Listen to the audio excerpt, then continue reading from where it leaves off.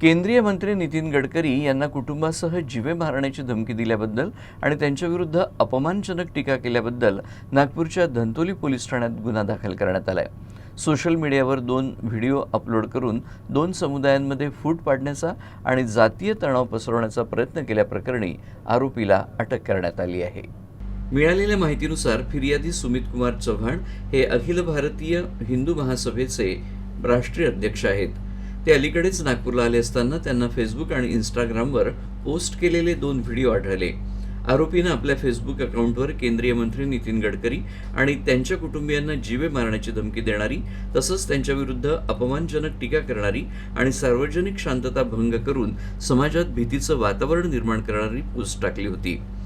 त्याच आरोपीनं आपल्या इंस्टाग्राम अकाउंटचा वापर करून 2 समुदायांमध्ये वैर वाढवणारा आणि सामाजिक सुव्यवस्था बिघडवण्याचा प्रयत्न केला। सुमित चव्हाण यांनी या प्रकरणी धंतोली पोलीस ठाण्यात तक्रार दाखल केली। पोलिसांनी तात्काळ आरोपी आयुष अग्रवालची ओळख पटवत त्याला अटक केली। तो हुडकेश्वर येथील महालक्ष्मी नगरचा रहिवासी असून पोलिसांनी आरोपीच्या विरोधात बदनामी, अफवा पसरवणं, गुन्हेगारी धमकी आणि अपमान करणं तसंच चिथावणी देणं यासह विविध कलमांखाली गुन्हा दाखल केला आहे।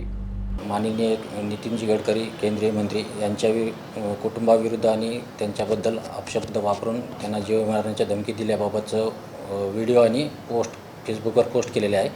तसेच इंस्टाग्राम अकाउंटवर पण सदर आरोपीने 2 समाजामध्ये तेढ निर्माण होईल अशाने शत्रुता निर्माण होऊन वाद उद्भवण्याची शक्यता आहे असे व्हिडिओ बनवून तो पोस्ट केलेला आहे। सदर व्हिडिओ आरोपीने 4 तारखेला त्याच्या मोबाईलमध्ये बनवलेला आहे आणि 7 तारखेला असे 2 व्हिडिओ बनवून त्याने एक फेसबुकवर आणि एक इंस्टाग्रामवर पोस्ट केला आहे। सदर आरोपीचा शोध घेऊन आपण त्याला काल ताब्यात घेतलेला आहे आणि अटक करण्यात आलेली आहे।